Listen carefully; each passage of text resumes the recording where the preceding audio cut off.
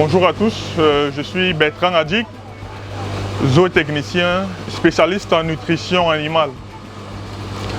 Comme vous pouvez le constater dans la vidéo, autour et derrière moi il y a des sacs. Nous sommes bel et bien dans une provenderie Force N que vous pouvez retrouver à Mokolo et du côté de Fundi. Précisément cette fois-ci, nous parlerons de formulation des aliments. Vous allez permettre le bruit parce qu'il y a des machines qui sont en train de tourner là. J'étais en train de dire que nous allons nous accentuer sur la formulation des aliments pour poulet de chair. Ce qu'il faut retenir avant, c'est que l'alimentation des animaux en un jour ne devrait plus seulement répondre aux besoins de croissance. L'alimentation doit aussi assurer la santé des animaux et la santé des humains qui consomment ces animaux. Et c'est pourquoi on parlera d'une nutrition de précision. Précision parce qu'il faut respecter les besoins et de prévention parce qu'il faudrait prévenir des éventuelles maladies dans la formulation.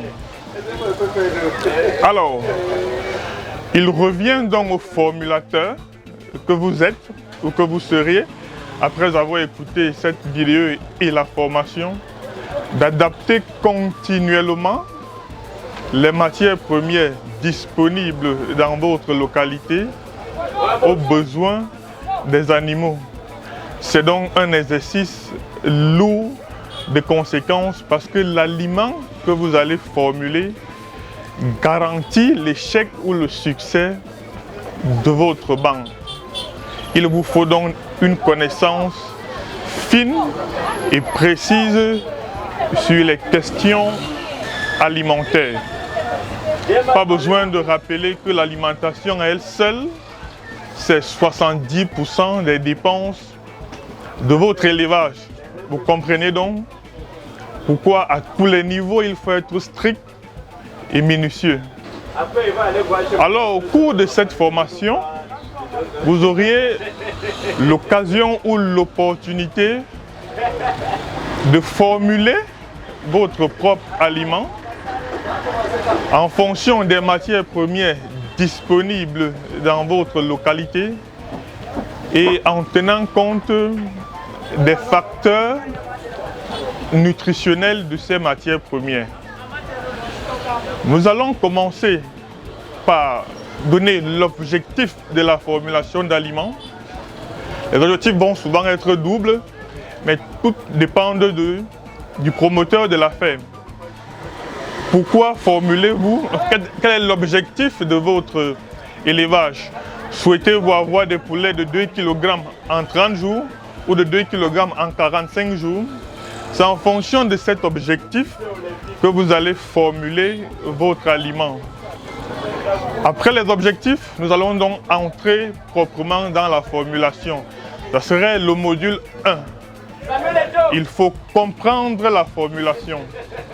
Dans ce module, nous allons définir la formulation dans son ensemble. Nous allons la ramener au poulet de chair. Nous allons vous présenter les méthodes et les principes de formulation. Pour ce qui est du module 2, il sera constitué des besoins des poulets. De façon générale, quels sont les besoins des poulets? Nous allons définir les besoins. Nous allons classifier les besoins.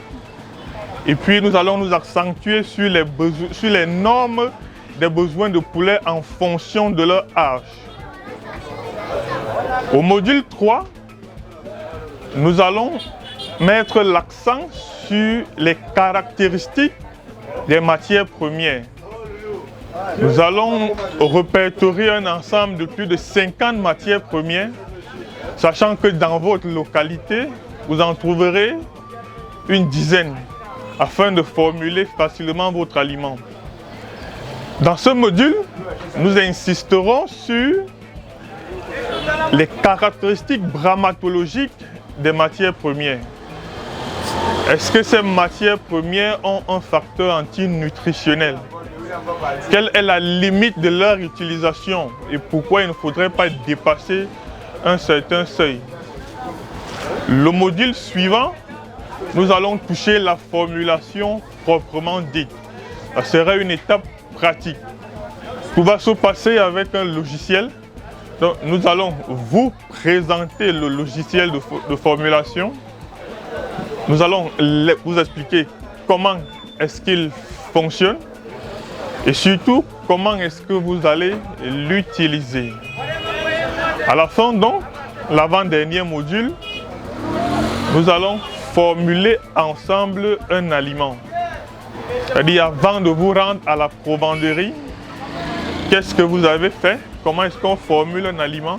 Comment est-ce qu'on assemble? Comment est-ce qu'on fait l'assemblage de toutes ces matières premières afin d'avoir un aliment de qualité nutritionnelle suffisante qu'on va donner au poulet. Donc nous allons formuler un aliment, nous allons analyser l'aliment que nous avons formulé et nous allons l'interpréter.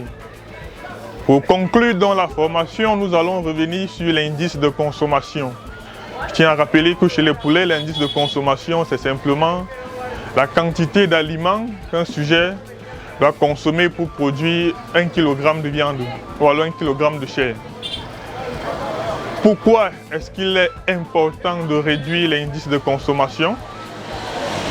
Comment réduire l'indice de consommation? Et quel est l'avantage ou alors quels peuvent être les avantages de cette réduction sur le coût de l'aliment et sur la durée du cycle d'élevage. Voilà toute la formation présentée et que vous pouvez retrouver sur la plateforme Sekucha avec bien d'autres formations.